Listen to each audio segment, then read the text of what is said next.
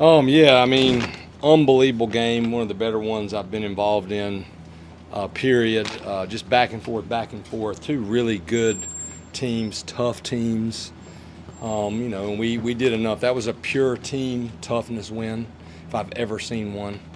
That's one where you do look at the box score, just so maybe I don't want to leave anybody out, but you can also flush it down the toilet or maybe save it to keep it just for a remember of the game being back and forth. I told the guys, obviously we had a lot of guys do a lot of great things, but Chewy and Kel Bolton, I mean, those guys are grads.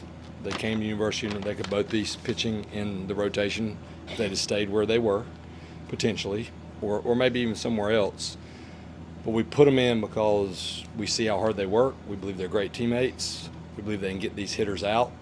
And wow, they were unbelievable. I mean, to put up that many zeros, that's a really good balanced offense that doesn't strike out a lot.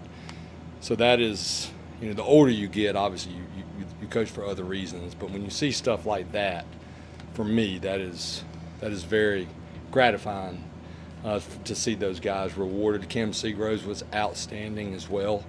I thought everybody that went out there was good.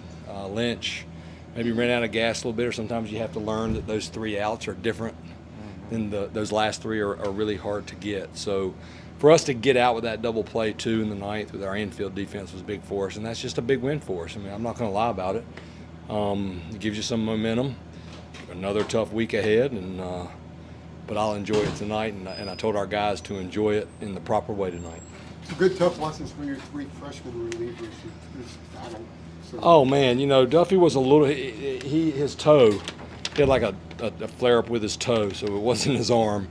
And we talked about Maddie and missing him today, and obviously that had been some innings for him. But we also talked about more guys will get their opportunities. And I thought those 4 guys, I mean, to put up that many zeros against that lineup was impressive. But for the whole team, the dugout was in every pitch. Our guys were supporting one another. We used a ton of guys. I believe we got all the sat bunts down that we put down, that I put on, which is really good because you have to be to do that. So, I'm excited for those guys the most, more than I am us. But our coaches too deserve a shout out because they work their tails off. Have an unbelievable staff. They work so hard to prepare, and Coach Gaines and Coach Howell, they do a lot of things down there in that pitching specific area, throwing bullpen after bullpen, and had those guys ready. Is that a silver lining of sort of the ninth inning, not meltdown, but yeah. slip up there? I don't even look at it that way. I look at it like there's just pure joy. I ain't gonna try to hide it. I mean, that's North Carolina Duke, rubber match. Our league's so difficult. Those games matter, especially when you're at home.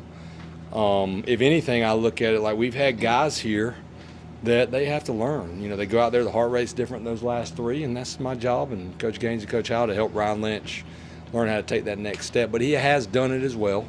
But if anything, it takes some pressure off guys too. When Kel Bolton's coming in there throwing 94, now we have another lefty, and then how about Folger Boaz?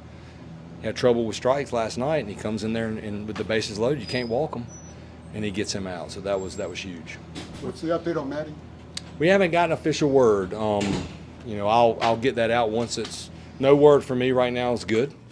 We'll have our doctors read the MRI, and we're hoping he just has, maybe a strained flexor tendon or just a nerve. That's the hope.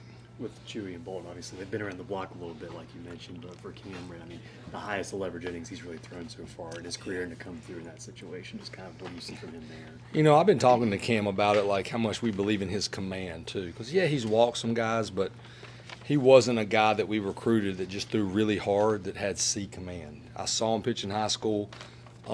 Actually saw him while he was still committed to Campbell, and I left there thinking, dang, I can't believe this kid's going to Campbell, and they had a coaching change, and right away I'm like, man, we got to get on this kid because I thought he could pitch too. Him and McDuffie both from my home. Well, Cam's not from my hometown, but he lived and played for Grace Christian for Rob Wooten, and McDuffie is from my hometown, so I could get in there and see him. But he had great high school numbers. He throws a ton of strikes, and today he showed you that he's also a pitcher. He flipped the curveball in there when he needed to, and he had stuff on his fastball. What impressed me the most about Cam is it didn't go great from the start. But he got that double play ball, kept the game tied, gave us some momentum, and that's why we ended up holding on and winning that game. We always talk about putting the ball in play, and Madera did it on the last Yeah. play, and then a fortuitous bounce maybe. You know, sometimes you need a bounce. National championship teams usually get some type of bounce somewhere along the way. So we'll give the assist to Jeff, our grounds crew guy. Maybe he went out there and put a little juju on that dirt in between. You know, we didn't put any water. But that's the thing about Ahmad. You know, he's going to move the ball, and he hit it hard. If you look at the exit velocity, it just had down action, and it took that extra hop over his head. And then Jackson, I think 4 for 6, 4 for 7. Yeah, like it's not surprising. I can see him coming. I can't wait when Kepley and Steve get going. You know, it's tough, and that's my job to help them through it because those two guys, they are not chasing the draft. But I've been through with every player, and everybody wants to be a major leaguer, and everybody wants to go high. So I'm just reminding everybody, just be patient with these two guys. If anything, they're just trying so hard instead of just taking a deep breath. And what's going to help them is this failure is going to really help them down the stretch because you got to get to a point mentally where it's like, okay, there's only one way, and it's going to be up. Stokely on that one bunt, making that throw home. Like, I mean, he's just shown that he can do that play time and time again over his career. Yeah, I mean, and, you know, we work on stuff like that. Like, do you tag the bag? Luke has to be ready to tag the base runner if he does that. But that is, in that situation, why I did not pitch run with Stoke, because he's so good defensively, and he gets good jumps, and he's got good instincts. That's a heck of a play. You opened this up by talking about how you might keep this one. How many do you think you end up keeping box score wise over the years? You know, I wrote down a note on the no-hitter the other night. I keep all of them to answer that question. I keep my game cards. I have a notebook for every single year. I actually went back and was looking at my first year here and then my years at Winthrop because you want to keep up. And you start getting older, you wonder how these guys are doing, you know, like. But I try to – I have a special spot for like an 18-inning game over in Durham against NC State, and I have a notebook that I just keep those box scores and those game notes because I know one day I'm going to want to look at that and be like, hopefully I can remember. But I'm going to look at it and be like, man, that was unbelievable. 18 innings, 14 today, 14 innings at home. The crowd, too, I want to give them a shout-out, man. They stayed. They helped our guys. They were in every pitch. And it's great to see our crowd show up more and more and more. And then we also – doesn't surprise me. That's the kind of hit Dustin Ackley would have got. He'd have put so much top spin on that ball, would have bounced over. So I just looked up in the corner at him and was like, man, you brought us some good luck today.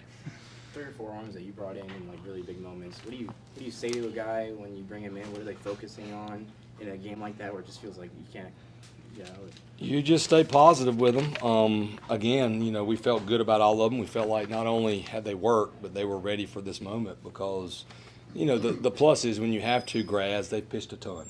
You know, Cam, he's just a true freshman, and he's rolling out there at the game on the line, the bases loaded. I believe he came in with nobody out. Is that right? Yeah, and it was tied or what? We were ahead, but I just noticed right out of the gate, this dude is getting after it. When you're getting after it and you're not taking anything off, that means you are not scared of this moment. And I didn't think one of them. Folger Boaz, I mean, how about that?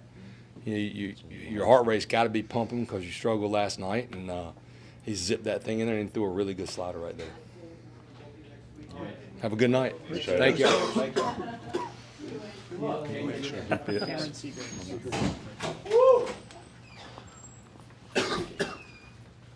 Have you seen Coach Forbes that jacked up? No, I haven't. Not yet. Just sort of talk about the moment there. You came in, like he said, high leverage situation, and sort of calmed the nerves, settled it down out there. Yeah, I've been struggling a little bit with command so far, and just been working with Coach Gaines, Coach Howell, and talking with Coach Forbes about it, just being confident in myself, knowing that I can do it, and just went out there and was trusting my stuff, and I knew that if I didn't have it, somebody behind me would. What was your middle space after the 9th inning? Because you came back and acted like nothing happened with the way you pitched after that. Yeah, that's something big we talk about. It's just forgetting about whatever's happened in the past and not worrying about what's to come. It's just whatever you're doing in the moment at the time.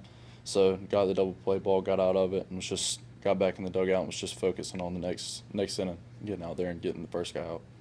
Does it help you guys that Coach Forbes will put you back out there, even if you're struggling with something? He'll trust you. Just to sort of talk about how that makes you feel. Yeah, that's really big, especially being a freshman or like our other freshmen. If you have a little bit of struggle, you get out there. You got to get time to get acclimated to the crowd, the hitters you're facing, and it's just a good thing to be able to go out there and struggle a little bit, and the coaching staff trusting you as much as they do.